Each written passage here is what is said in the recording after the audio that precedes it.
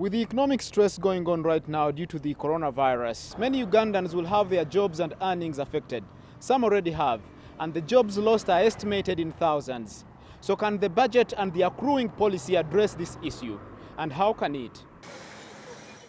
A business climate index published last month by the Economic Policy Research Center suggested that 4 million Ugandans could lose their jobs if the coronavirus pandemic persists for the next 6 months. And this will mean higher levels of poverty and income inequality. The UN in around March actually indicated that by the end of 2020, about 156 million jobs will be lost globally. Governments around the world are now planning around the new normal, and Uganda Finance Minister has a 15 trillion shillings package to unveil Thursday. Experts think this is an opportunity to neutralize the impact of COVID. The stimulus package in many countries, including the United States, is like this. Government gives money to businesses who are employing people. The condition is if you terminate their employment within a period of, say, 6 months, the money they have given you turns into a loan. But if you complete the 6 months employing them, the money becomes a grant. Number one, you're keeping these people at least certain about what their future holds. Number two, you're putting money into circulation through a mechanism which is auditable.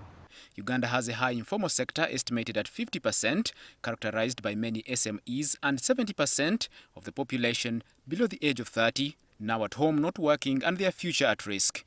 Now my thinking would be start with where it is easiest, and that's usually the informal sector. Because once the informal sector is running, the informal sector does not need so many employees and so much money to restart small businesses. But as the small businesses begin, they will create demand because they are creating some incomes for those low income people who will begin to demand other aggregated stuff, and then you will be able to revive the rest of the economy. It's possible that jobs can be saved. However, we need to also think, what are these jobs and what are the sectors that are really being saved by the government? It's agriculture and manufacturing. Dr. Fred Muhumuza, an economic expert, says government should salvage the economy through small and medium enterprises. The bigger businesses, some of them have not entirely closed, but they leverage the small businesses because they are the ones that buy their offtakes, their inputs. You can't be there as a nice house of plastics. You're producing pens, you're producing plastics, but who actually takes them from you to the communities? It is this small person with a small shop in Kamocha, in Atete, in Guru, in Soroti. How do you make sure those fellows restart their businesses? But also who buys from these individuals? And that's why the advantage Uganda has is you are an agricultural country. So as soon as people harvest and keep selling the agricultural produce, they will get back into the system. We see that even if agriculture sector employs about 70% of the workers, there are 80% of them, 8 out of 10 of these organizations are saying that they plan to cut jobs by 25%. And this is really because of reasons beyond their control.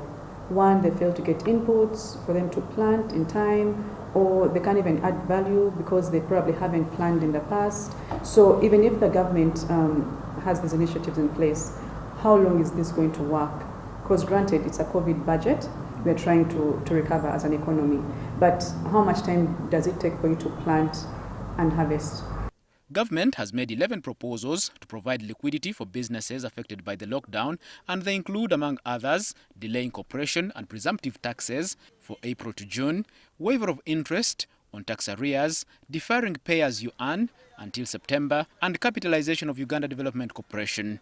But can this save the jobs? So jobs or no jobs, I think these taxes and policies have to go across the board.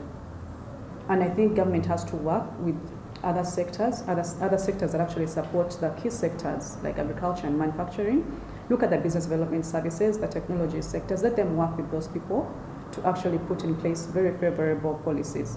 According to Dr. Muhumuza, government agencies could be another agent to sink business the more. I think we need to avoid adding more disruptions to the disruption Corona has already brought, like the registration of taxis. Don't come and say whoever is not registered, not on the road. It's a reform we have always wanted to do. This is not the time to do it.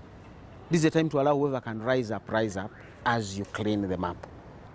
You meet a police officer who is now telling you your tires on your car are worn out. they may be worn out and you need to replace them. But if they still need a month, it's a time to give a warning. In April, Civil Society Advocacy Group advised on refocusing the budget to mitigate effects of COVID-19 and support food security, jobs and wealth creation.